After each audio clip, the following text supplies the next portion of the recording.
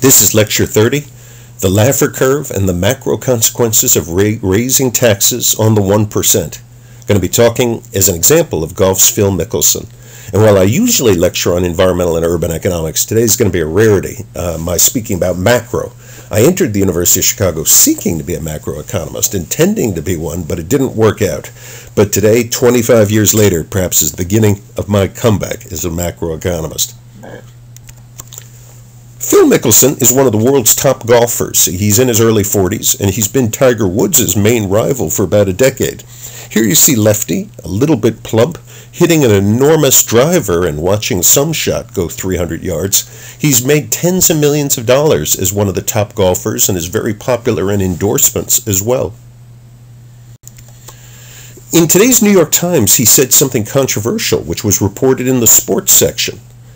He said, quote, "I'm not going to jump the gun and do it right away, but there's going to be some drastic changes for me because I happen to be in that tax zone that has been targeted both federally and by the state. And you know, it doesn't work for me right now, so I'm going to have to make some changes."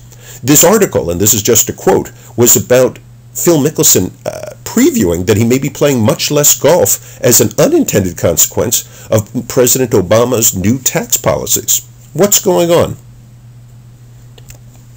As usual, this is about incentives, incentives, incentives.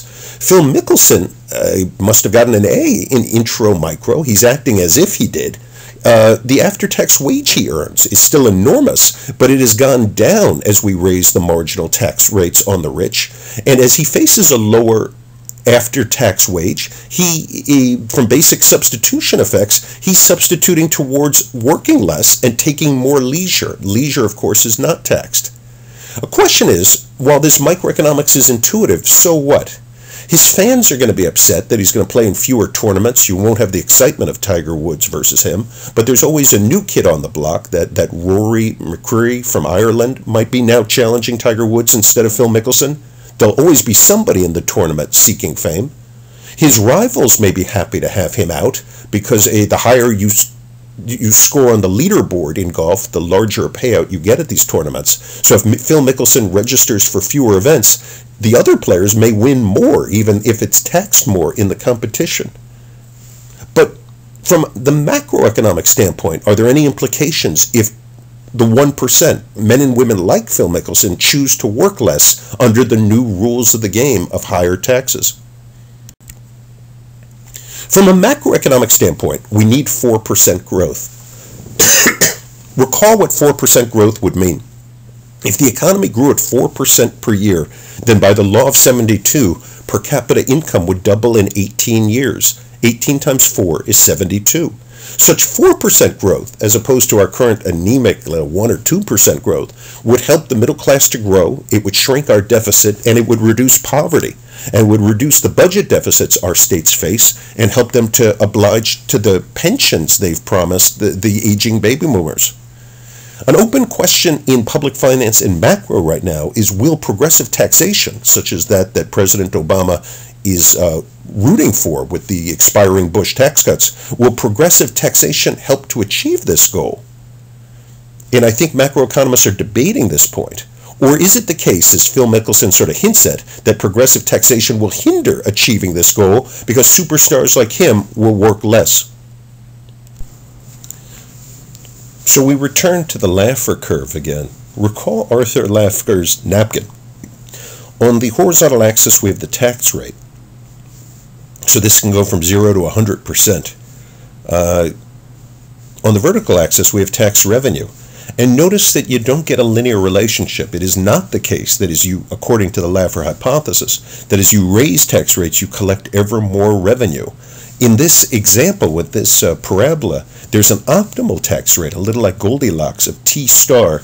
So if we think that we have already passed T star, and if you raise tax rates further, according to this hypothesis, you're going to reduce tax revenue, and the microeconomic intuition is the Phil Mickelson story, that as you further raise tax rates, while you're collecting more money from each dollar generated, by the Phil Mickelson reasoning, there's actually less of a pie to tax, because guys like him, these superstars, are working less and less.